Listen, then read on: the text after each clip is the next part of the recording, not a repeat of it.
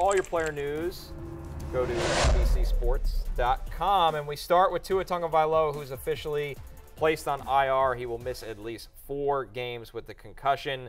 The Dolphins have signed Tyler Huntley to their practice squad. Skylar Thompson, who started 3 games last year, will be the starter for now. We'll see if that continues with Huntley. But more importantly, guys, we have to talk about this offense. And Mike McDaniel kind of hinted at this.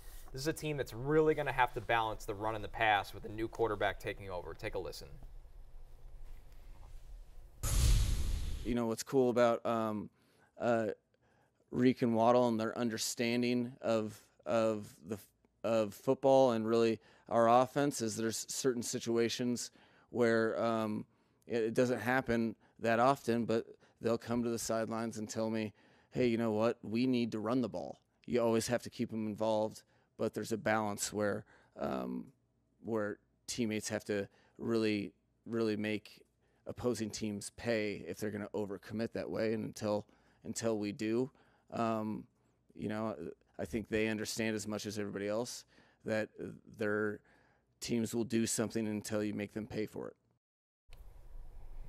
Mike McDaniel on the state of the Dolphins offense right now, Lawrence, that under Skylar Thompson is undoubtedly going to look different for the short term. Oh, yeah, and this will definitely be another time for us to see, you know, like, because a lot of people be like, well, anybody could run this offense with Tyreek Hill and J.D. Watt. What we're about to see, and we've kind of already seen it, if you go back to the playoff game where Skylar Thompson started, Tyreek Hill, 7 for 69, Jalen Waddle, 3 for 44. Those are numbers where it's like, if you didn't know, like, you're starting Jalen Waddle and Tyreek Hill, but those numbers right there are the epitome of what you'll probably get in the early going with Skylar Thompson at quarterback. Now, they bring in Tyler Huntley, who's had some success. All pro quarterbacks, right? I forgot to say that. All pro quarterback Tyler Huntley. So things could get interesting if the Dolphins aren't hitting on all cylinders. Remember, Skylar Thompson was in a tight battle with Mike White for the backup job in the preseason. So it's not like he won that with flying colors.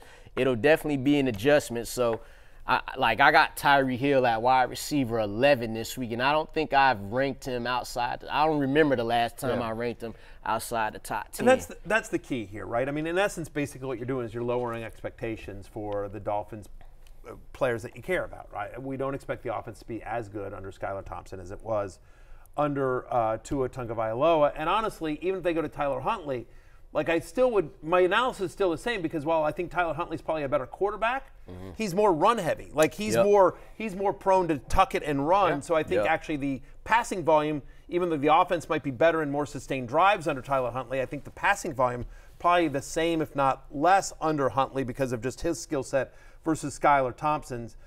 To your point, like I have Tyreek Hill at wide receiver 13. I have Jalen Waddle at wide receiver 33.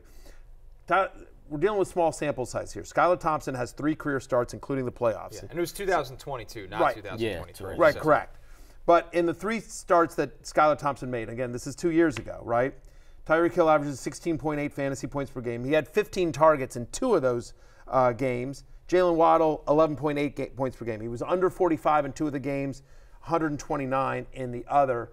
For our purposes, I don't know that it changes much of what you're doing other than the fact that you are lowering expectations. Like you're still starting Tyreek Hill, but to your point, he's now more of a high-end wide receiver 2 than the high-end wide receiver he was with Tua. Devon Achane, you're still starting him. You know, honestly, you can make an argument that he's probably their best start now. He's probably their best start. He's probably actually up him a little bit because they're going to lean on the run game more. We don't really know at the time of this taping what the status is of Raheem Mostert yet. We didn't really should avoid the IR, right? So, but this week could be totally up in the air. Doesn't look great. We just haven't gotten a lot. You know, they played last Thursday, but you know Jeff Wilson, Jalen Wright did nothing in that Thursday night game. So right now, Achane, the only guy in the running game that you can trust for the Dolphins, and then Waddle.